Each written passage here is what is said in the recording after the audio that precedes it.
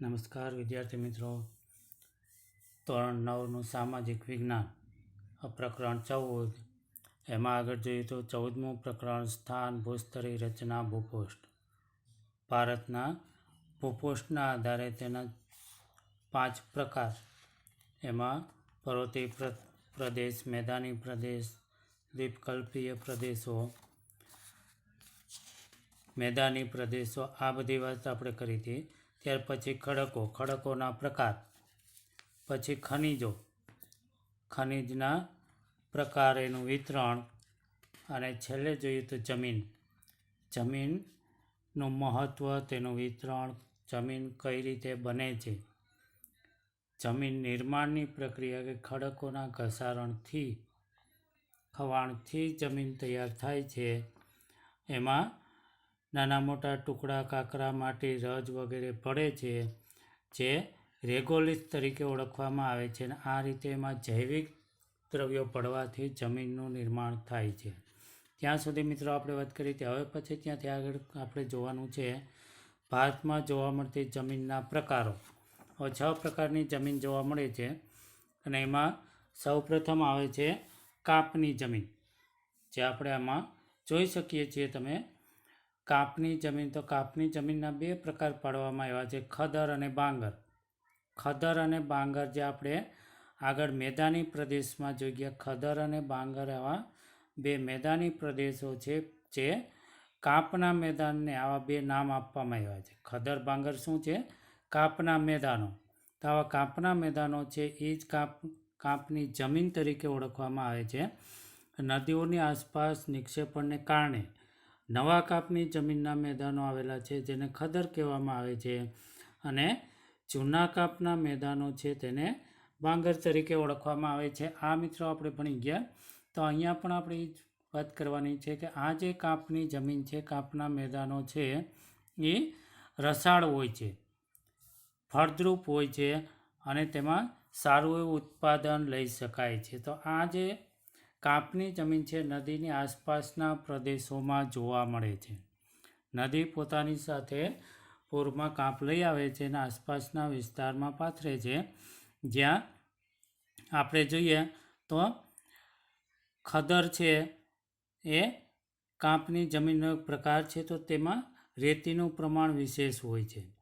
જ્યારે બાંગર છે તો એ પણ કાપનું મેદાન છે, છતાં પણ એની જમીન છે એમાં ચીકાશ હોય છે ને ઘેરા રંગની હોય છે. આ બંનેમાં થોડોક તફાવત છે. બંને પ્રદેશો છે કાપની જમીનના છે, ફળદ્રુપ છે, રસાળ છે, અને ભારતના ઘણા બધા વિસ્તારમાં છે સારું એવું કૃષિ ઉત્પાદન લઈ શકીએ છીએ.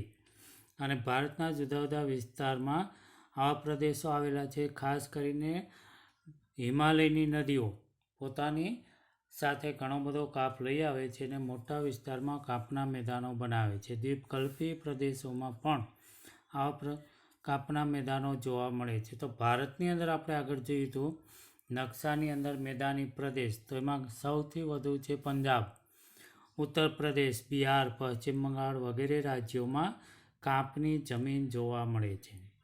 તો મિત્રો આ રીતે કાપની જમીન બને છે, રચાય છે. બીજો પ્રકાર આવે છે કાળી જમીન.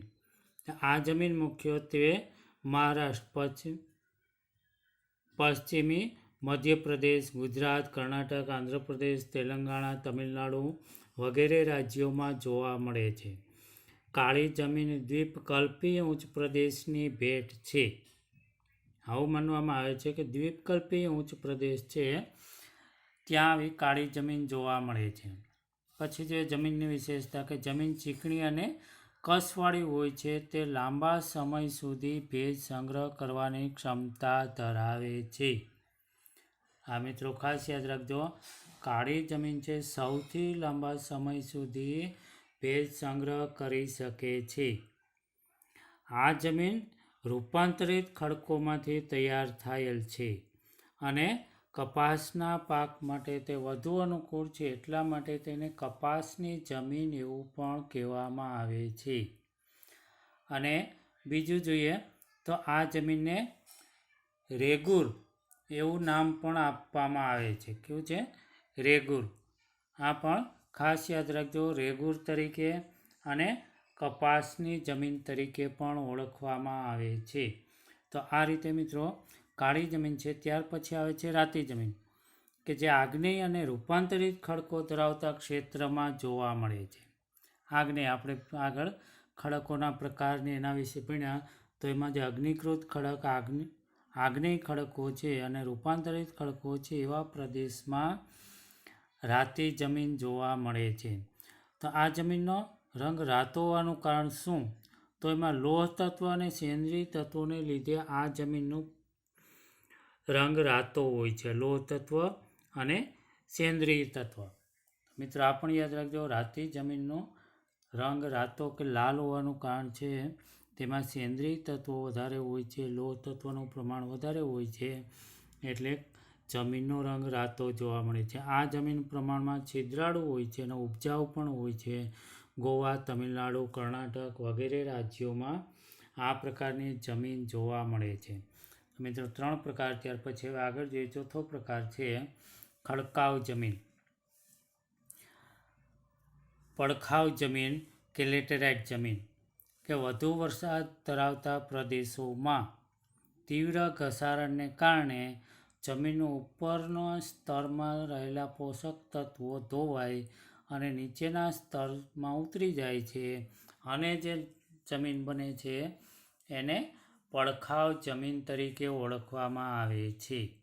ફરી પાછું યાદ રાખજો કે વધુ વરસાદવાળા પ્રદેશો, નદી કિનારાના વિસ્તારો, કે જ્યાં વારંવાર વર્ષમાં 2 વખત પૂર આવે છે અને તીવ્ર ઘસારણ થાય છે, ધોવાણ થાય છે, ઉપરના સેન્દ્રીય તત્વો તણાઈ જાય છે અને નીચેના સ્તર સુધી પહોંચી જાય છે અથવા દૂર જતા રહીએ છે, અને એ જે જમીન બને છે એને પડખાવ જમીન કે લેટેરાઇટ જમીન તરીકે ઓળખવામાં આવે છે.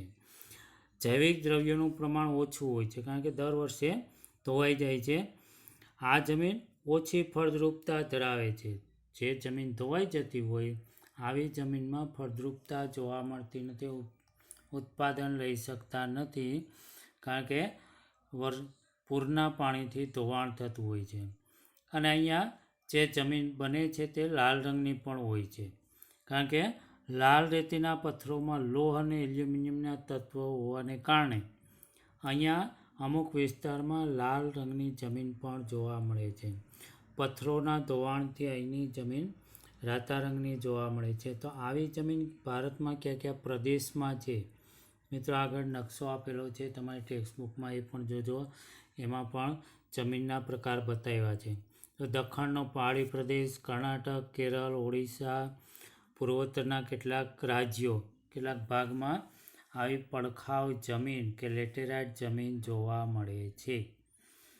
ત્યાર પછી 5મો પ્રકાર છે પર્વતીય જમીન. તેમના નામના આધારે પર્વતીય પ્રદેશમાં જોવા મળતી જમીન, કે ત્યાં વધુ વરસાદ પડે છે, જંગલો છે, અને જંગલના કારણે જૈવિક દ્રવ્યોનું પ્રમાણ વધારે હોય છે. જંગલમાં જે વૃક્ષો, લતાઓ છે તેમના પાન ખરે છે, સડે છે, અને તે ખાતર તરીકે, જૈવિક દ્રવ્યો તરીકે કામ આપે છે.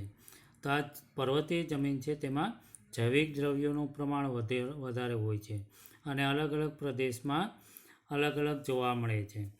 ભારતની અંદર જોઈએ તો શિવાલિકની પર્વત શ્રેણી પર આ જમીન ઓછી કસવાળી અને અપરિપક્વ છે. અમુક વિસ્તારમાં છે એ સારી જમીન છે, પરંતુ શિવાલિકની પર્વતમાળા છે ત્યાં આ જે જમીન છે પર્વતીય જમીન તે ઓછી ફળદ્રુપ છે અને અપરિપક્વ પણ છે.